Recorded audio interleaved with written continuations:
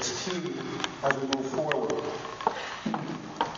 Currently, what we have is two investigations that are ongoing. One is the criminal investigation by our Special Investigations Unit. They have already collected all the evidence at the scene. They're processing that evidence. They're working on a reconstruction of the incident, looking at the audio, the video, making sure that we have good quality.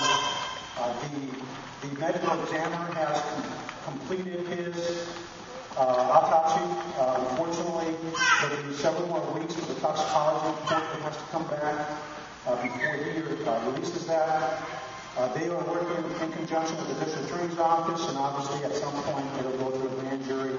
The grand jury will determine, they will look at all the evidence, listen to testimony, they will determine what criminal violations existed, if any.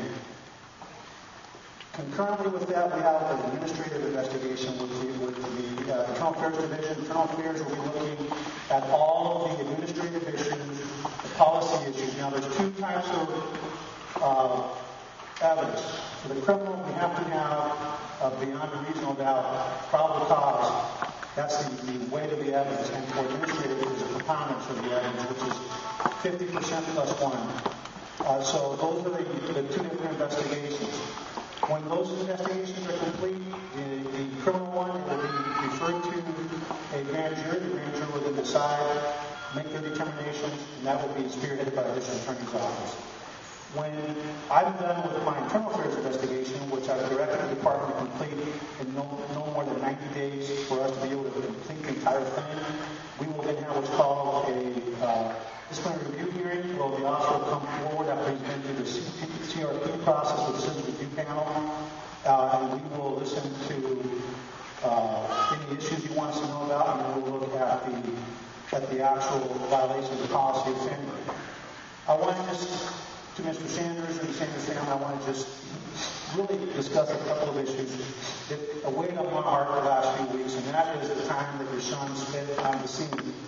I just want to tell you in a very public place that from the bottom of my heart, I apologize to you and your family because that was way too much time.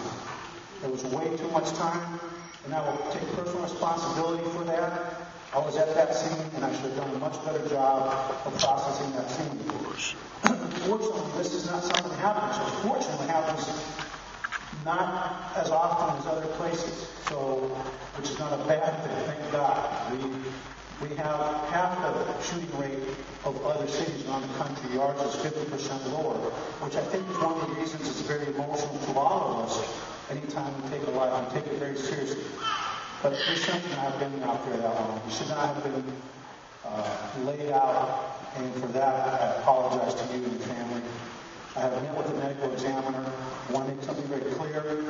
They called early that morning and offered to respond early. We're the ones that told them to hold off because we still have to process that scene. I have met with my staff. I have met with the ME. And the lesson learned from us is we have to do a better job of respecting. It was not meant as a disrespect. I want you to know that. It was, we don't want to jeopardize the investigation by moving evidence or contaminating a scene. And that was the primary reason. With that said, we have to put ourselves in the shoes of the family. And we're going to do a better job. Our lessons on your son's incident is going to make us do a better job. And we are working on that in terms of recovering, showing some privacy, and most importantly, processing the scene a lot quicker. And so for that, I'm very sorry. The other thing that I think is really weighing on the community's mind and hearts is the cameras. As we talked about it, Mr. Sanders, that day, we have some policy on cameras, and we can't really talk about the specifics of what we have found thus far. I'll explain that to you in a second. But rest assured that when we are done, this department will be very transparent. I think I've been here for 2 years now, almost next month. Transparency is key to understanding, and understanding is key to respect and trust. I promise you that when we are done with this process, some people may like the results, some people may not like the results, but everyone will have an opportunity to see what those decisions and what those results are based on. That is my commitment to you. We will make everything available.